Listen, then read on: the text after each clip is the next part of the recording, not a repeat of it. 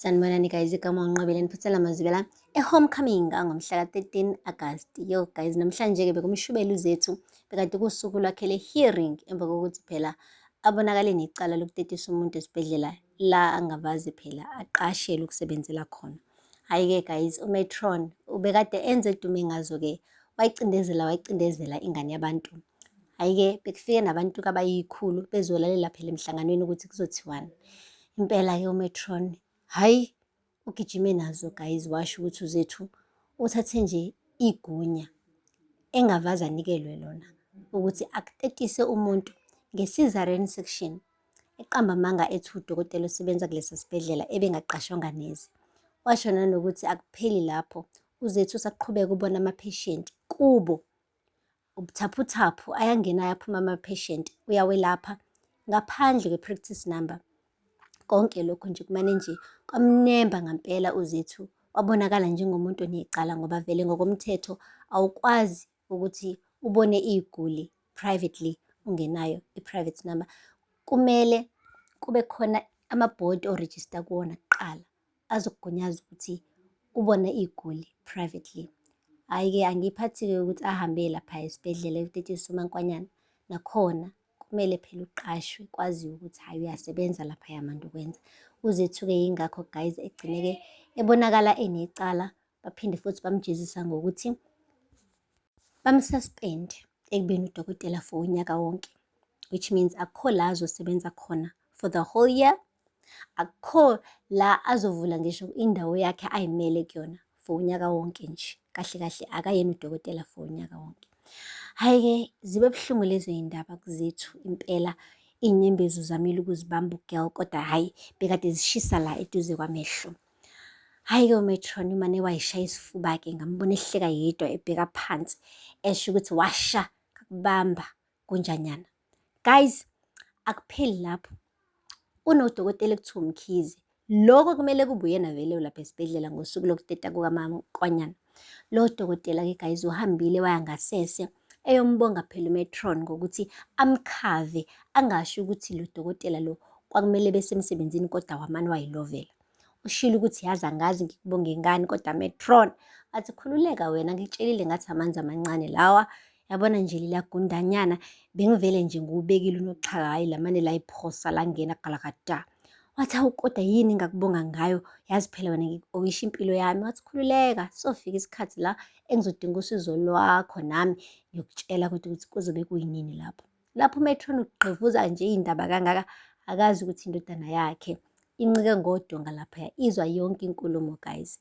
So kungenzeka impela le ndodana mekuthi neqiniso ihambe yom-expose uMatron naye lo Mkhize lo, ukuze phela lokhu suspendwa kaZethu bandla kuzophela. Awu ingane yabantu usamizamela isinkwa, sebezomane nje beyiphoca iqathe emlonyeni sisebenze kangaka. Yo, akupheli-ke lapho guys. Ngapha uSifiso ubiziwe-ke umphakathi ukuthi kunengane elahla ingane e-toilet. Kahle kahle bebeyibheka le ngane, kungathi ugirl usheshe wathola umntwana ngathi nasekhanda uyayigulela, ngoba uthe uSifiso membuza ukuthi uphi umntwana, wathi ingane ayikho, ingane ihambile kuNkulunkulu manje, ingane ayikho ingane, hhayi ayikho ingane. Hhayi bo, hhayi wabona-ke uSifiso ukuthi engathi uze nenye-ke la straight umphakathi. Uhambile-ke wayoyibheka ingane ehlathini, methi uyezwa khona izwi likhalayo, methi uyabheka hhayi bo, toilet phakathi, ingane ikhala phakathi etoilet. Hhayi uSifiso umane nje wakhumula zonke izinto zobuphoyisa, wasala ngevesti washo phakathi etoilet guys, wayoyikhipha ingane. Theme eyikhipha ingane ayisakwazi nanokuphefumula, ingane ayisakhali isithuli nya.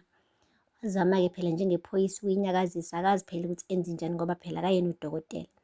uZethu-ke besabuya nobaba wakhe lapha kwi-hearing esaphatheke kabuhlungu kanjalo, methi uyabheka hhayi bo, na umphakathi uhlangene uyingungunyana ndawonye. Wagijima wayofuna ukubona ukuthi kwenzakalani, methi uyabheka nansi ingane ilele laphansi, uSifiso uyayivota-vota akazi nanokuthi enzeni. Wangenelela kudokotela uZethu washaya u-CPR ovutha bhe enganeni encane, wasebenzisa iminwe emibili ngoba phela inhliziyo yengane incane. Wangasebenzisa u-fist to fist guys, qupha to qupha, sebenzisa iminwe. wayipoboza inhliziyo yengane ngemini, wayipotshoza yaze yagcina ikhwehlela ingane yavuka. Uma wengane-ke guys lo iphose etoilet ucasuke kabi uma ekubona ingane yakhe ukuthi iyaphaphama.